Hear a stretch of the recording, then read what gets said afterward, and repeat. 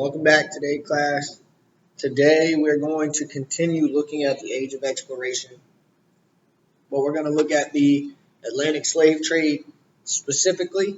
Um, and so, what you should be able to do by the end of this is describe the Atlantic slave trade, how it began, all the way through, so from Africa all the way to the New World, and then uh, also explain the effects of the slave trade afterwards. And so we're going to go over what the causes of the slave trade were, the process, the consequences here in America and in Africa as well. And so, kind of setting this up, here in America, the colonies have started to make money off of sugar plantations, tobacco farms, and both of these crops require very large amounts of labor. It's very labor intensive.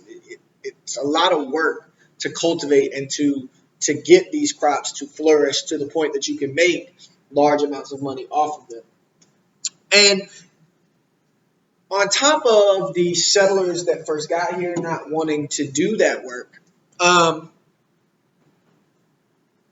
paying labor takes away from your profit. And so initially, the settlers tried to get the Native Americans and gather them and force them to do the labor. But the problem is that the Native Americans knew the land better than the settlers did. And so when the Native Americans ran off and escaped, the settlers didn't necessarily know a way to go catch them because the Native Americans knew the land even better than their captors did. So as I just said, they were cheap. However, they knew the land better. It was easier for them to run off. But also, millions of them die from disease that is coming from Europe. And these are diseases that they're not immune to. They haven't developed this immunity. And so that combined with the warfare and the brutal treatment kind of makes it to where Native Americans can't necessarily be a use anymore. And so now the Europeans look for, okay, what's another way that we can get labor on the cheap, if not free, here in Europe? And so, look, slavery had existed in Africa. It had been going on for centuries, hundreds of years. However, it was very minor, small. It wasn't even close to what European slavery was here in the colonies. And Muslim traders kind of increased slavery starting in the 7th century. But even then, even with these 17 million African slaves being transported back and forth between Africa and the Middle East, that slavery is still a little bit different. In African and Muslim slavery, slaves had rights and social mobility, an opportunity to move up, which is an opportunity that does not present itself here in the Americas and in the colonies. And so, really, to an extent, slavery in Africa and in these Muslim worlds is more like a prison sentence. You're paying for a crime. This is the crime you did. You got X amount of slavery time to do, and then you got out. But that's not necessarily how it worked when the slaves come to the New World. And so a big positive for the Europeans is that the African people were already immune to the diseases that were killing Native Americans. Europe had set up trading posts on Africa. Europe had gone into Africa. Europe and Africa had been trading back and forth. And so the Africans had developed an immunity to these diseases that were killing Native Americans. And so that eliminated one major problem. On top of that, Africans had experience with farming. And not only did they have an experience with farming, they had an experience with farming in harsh climates and climates where it's not necessarily easy to grow stuff, deserts. And they had managed to successfully farm for centuries. And so that takes care of another problem. Remember, you got Native Americans that are dying because of disease. You got crops that are hard to grow to the point that you can be profitable off of them. And now you saw the ability to run off and escape because Africans were not familiar with this land at all. They had to travel an entire ocean to a country that they didn't know existed. And so Europe and Europeans see this as an opportunity to gather up. And this is our labor force. And so if these African slaves escaped, the difference in skin color made them easy to identify and to capture and to catch and to return back to where they were supposed to be. And what you see is that 9.5 million African slaves are transported to the Americas. And first they would be captured. And what I want you to recognize in this photo is that this man right here is dressed much like a European would have been in that time. And so Europe goes into Africa and lies about what is going on. They take advantage of the fact that there are tribal systems in Africa. They promise guns and weapons and ammunition to multiple tribes. And so they get those tribes to start fighting with each other. And so once those tribes are fighting with each other, they take prisoners of war and they gather those prisoners, and one tribe would sell these people from another tribe to the Europeans. But again, you could argue, and it's plausible that the Africans believed that it would be the prison sentence like slavery that they were used to. And this, you could argue that this is what they thought would be, that this would be for X amount of time and then they would no longer be slaves and all would be good. But you can see they're trading things with these tribes to capture other tribal members. And so it's Europe going into Africa and taking advantage of the culture and the way of life that the Africans have, causing them to fight with one another so that they could profit off of both sides. Spain and Portugal, just like they led the way in exploration, which we talked about, they lead the way in the transportation of slaves as well. And when it first kicks off, 40% of all slaves go to Brazil, which again is a Portuguese colony, because Brazil produces large amounts of sugar, still today. So 40% of all Africans that had initially come over went to Brazil. Eventually that changes as England's presence, can't talk today, as England's presence in the Americas start to grow, they start to dominate the slave trade, and then the large percentages of African slaves that are coming over from the continent to the New World are showing up in these English colonies. And African society was broken up into tribes, which I just talked about, which made it easier to get them to fight with one another. It wasn't set up like countries. And, one country all looked out for each other. It was this tribe and this tribe. You got them to fight each other. When they were fighting and arguing, they were going to capture men and take them to trade with the Europeans for access to guns and better weapons to go back to that fighting. And so African rulers and merchants, they would capture other Africans and they would trade those Africans with the European traders for gold, guns, and other goods that they necessarily didn't have, so that they could be the top tribe. And these European traders lead all of these colonies to believe, these tribes to believe, that they're the only ones they're trading with, when in fact they're trading with everyone, so that the constant fighting continues. Because once tribe A captures a group of slaves from tribe B is going to retaliate. And then while they're fighting with each other, the European traders would go to tribe C and D and start fighting there as well. And so they're just constantly, it's a constant battle and fight. And Europe, again, is the only one that is continuing to prosper because the guns that they're trading to these tribes are older guns. They're going to break.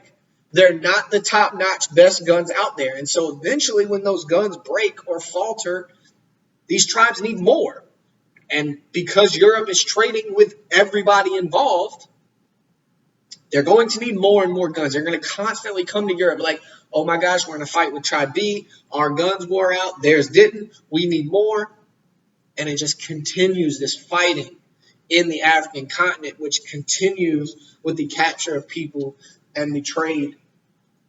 And eventually, the Europeans start to call, remember, this was called the Gold Coast because this is where they were getting all kinds of new things at the beginning. But now it becomes black gold because they're getting these, capturing these people, transporting them over here to their colonies where they're put to work and forced labor, and then you don't have to pay them for that work, which increases the trade or the profit that you're getting. And so a triangle trade emerges between the three continents.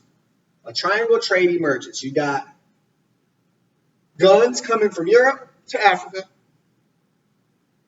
You got people coming from Africa to the New World. Those people are being put to work. And those resources are being sent back to Europe. Well, the resources are being sent back to Europe. The goods that are being made are coming back to the Americas. And so Britain is ending up making money off of both sides. They're getting natural resources. They're selling the goods back to Europe. They're getting rid of older guns to get more people to increase their output. And so Europe ends up being the major winner and the major player that's actually kind of playing both sides in all of this. But it's a forced journey. These transported Africans are part of the triangle trade, which I just talked about. Side one, they go south into Africa. They capture or trade for slaves. They then transport the slaves across the Atlantic Ocean to the Americas. That's side two of that triangle.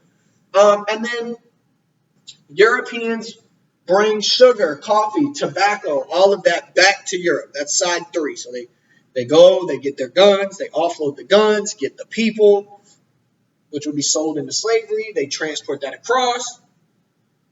They offload the slaves, bring back sugar, coffee, tobacco, go back to Europe, sell that, and then they continue the cycle. Side two, that transporting across the Atlantic Ocean, is known as the Middle Passage. And the Middle Passage is a brutal transport.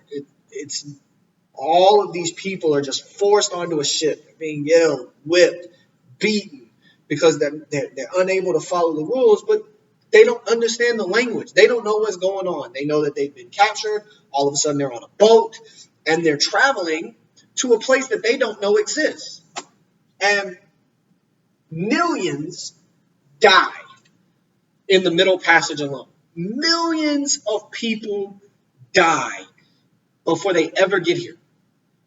Before they ever arrive to the colonies, millions of people die.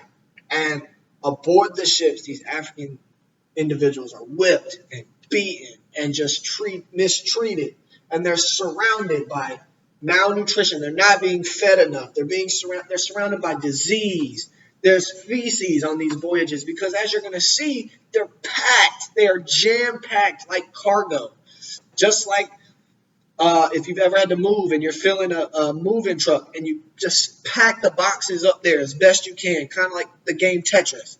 These are human beings being packed like this. 20%.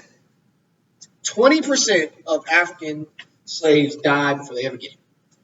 20% die during the Middle Passage.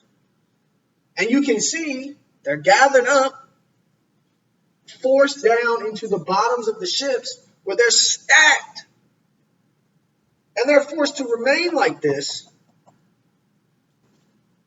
during the duration of their voyage. And you can see here, this is from a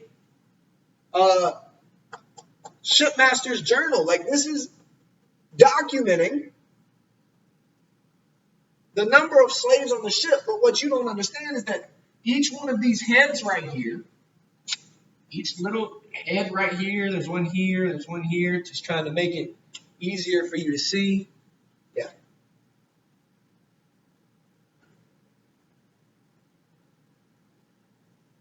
So right there in this arrow, or in this little box that I've drawn, are 3 people according to the document. But what you don't know until you analyze the documents themselves is that each person, each head on this picture represents 10. 10. And this is just one ship.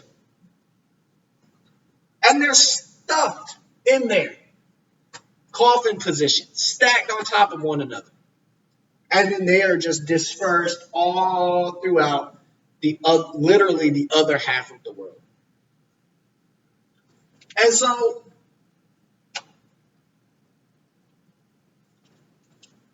because so many slaves are dying during the Middle Passage, you see the creation of what we today would call insurance.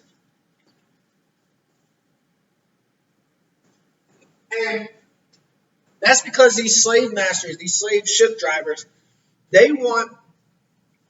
get tired of losing 20% of their profit. So 20% of their profit, remember, is dying. 20% of the slaves are dying before they ever get to the colonies. And the slave masters, the ship masters, want to be compensated for that 20%. And prior to the insurance, what we would call insurance, they weren't getting any money. They couldn't sell those 20% that had died. And so what ends up happening is that there's a negotiated fee for each slave that gets on the ship before they ever arrive, similar to insurance. And, well, with the creation of insurance comes the creation of insurance fraud. People start trying to take advantage of the system. And as the voyage continued, these shipmasters would go through and look at the slaves and the people under board and analyze, would they get more insurance money than that slave is being sold for? And if that was the case, they would throw them overboard. They would chain them together, chain them to the dead bodies as well, and throw them overboard so that there was no possible way that they would survive. And there are documents from people that were on these ships, from the Europeans that were on these ships, that said that the instincts of sharks, and this is what's scary, it happens so often that it had become the instinct of sharks to follow these ships. And how they knew that these ships were the ones, I don't know.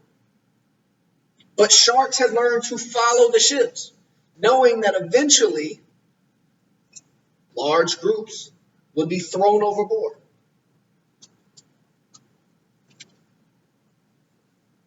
Once they get here, they're cleaned up, shined up, they do it pretty beautiful. And auctioned off. Auctioned off, just like any other property that was set up for auction. And families end up getting broken up because they could be, mom could be sold to one, dad to another, and all the kids to different buyers. Everybody could go to a different place. So families are broken up. And they're put to work in mines, in fields. They're doing dangerous work. Some are working as domestic servants in the house. And there's a misconception that the house slaves had it better, but that's not always the case. A lot of times they had it worse because they had more face-to-face interaction with the slave masters. They didn't, even though it wasn't a lot of time that the field slaves were able to go to rest or to sleep. It was still an amount of time that they were away. And your domestic slaves didn't have that opportunity. They're in the house with them full time. But they're given very little food. They're forced to live in small, tiny huts, maybe the size of a closet. Not very large. Not very large. They work very, very long hours. They're beaten. Eat for minor things. Sometimes just because. And that's the horrific truths of how slavery worked. And it's a lifelong condition. And it's hereditary. It's a lifelong condition and it's hereditary. And here's the thing. The law was written to say that if your mother was a slave, you were then born a slave. And so I want you to try and critically think, and I want you to ask yourself, why is the law written? Why does it say that if your mother was a slave, you were a slave? Not if your parents were slaves, but if your mother was a slave. And the answer to that question is that a lot of times your female slaves are being raped. And more slaves are being created. Because that's the cheapest way.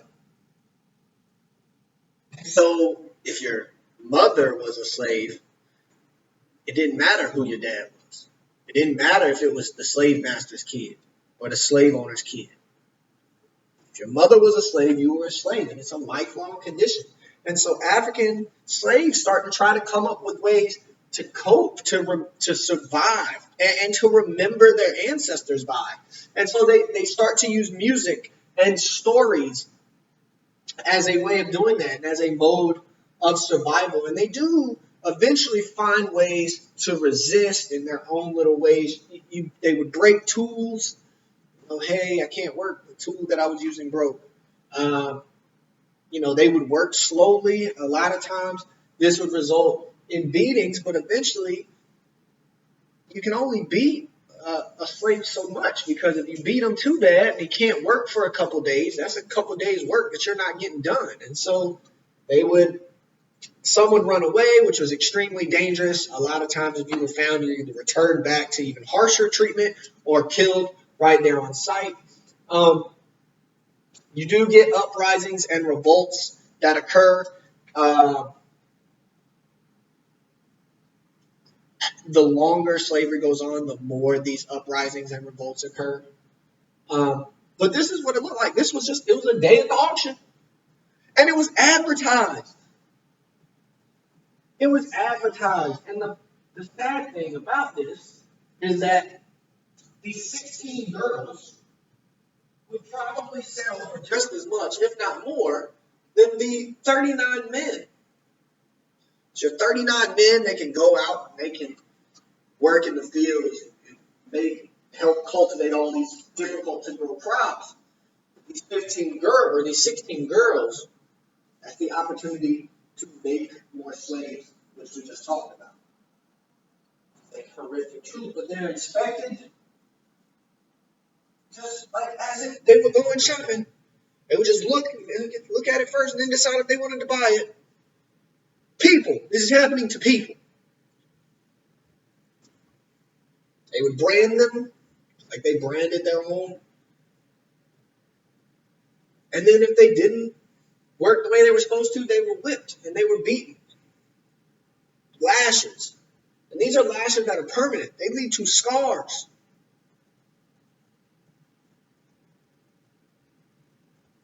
They have consequences. Cultures lose their most ready to go members of society. And the African continent suffers as a result, because instead of all of these people working to make the African continent a better place and to help with growth of crops in the African continent to feed the African people, instead they're being gathered up and shipped across to America to make the American colonies profitable. Families are torn apart. Guns are introduced to the African continent, which only increases the warfare between the tribes, which we previously discussed. So while America is getting better and stronger and more wealthy and affluent off the backs of slaves, where those slaves come from continues to get worse. And that is the connection that I hope you understand. Africa today is viewed as a poor continent because of the actions of Europeans then. Because the people that were here building America, arguably, and helping make America profitable, are not there to make their country and continent better and profitable. Because they were forced to come over here. Labor contributes to the economic power of Americas, but not to the economic power of Africa. Now, the Americas do get African culture, art, music, various religions, food. That gets introduced to the American colonies. And there's a large African American population in the Americas today. But at what cost? You see mixed races due to forced population. And what we were just talking about, that cheapest way to get more slaves is to make more slaves.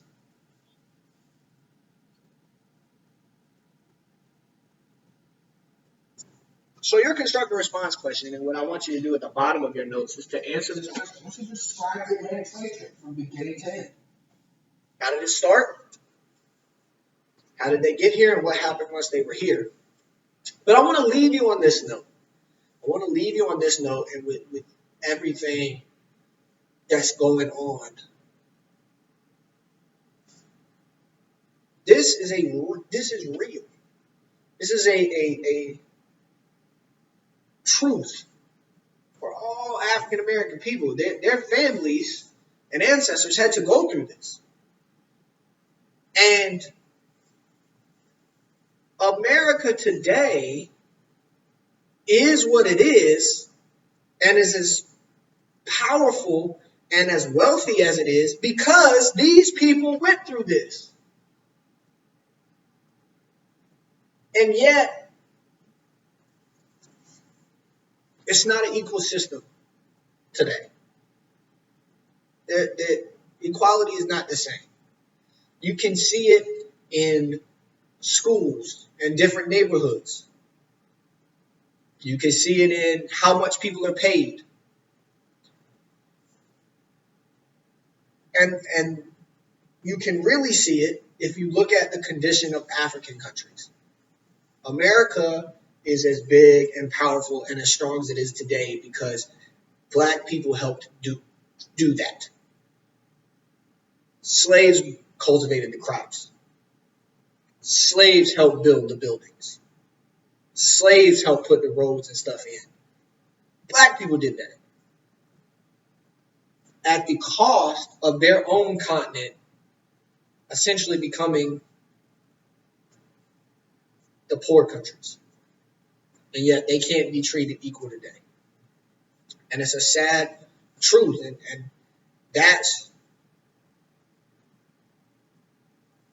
the connection to today. The connection to today that I want you to see and what I want you to understand is that America is not what it is without these African slaves. And it's okay to love America and to love the country that you live in. And that's fine. You shouldn't feel that way. But it's ignorant to ignore that African Americans played a prominent, if not the biggest role in making that happen. And it came at the expense of the African continent. So I'm going to get off my soapbox. I'm going to leave you with that. Check Canvas. Make sure you complete your assignment for the day. And as always, you have a great day.